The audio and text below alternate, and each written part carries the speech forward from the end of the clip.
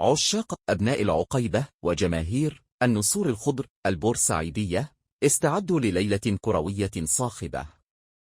غدا السبت 14 من شهر مارس لعام 2026 تتجه الأنظار صوب ملعب في نيلسون مانديلا بالعاصمة الجزائرية، حيث يستضيف نادي شباب بلوزداد ضيفه الثقيل نادي المصري البورسعيدي في ذهاب دور الربع النهائي من كأس الكونفدرالية الإفريقية.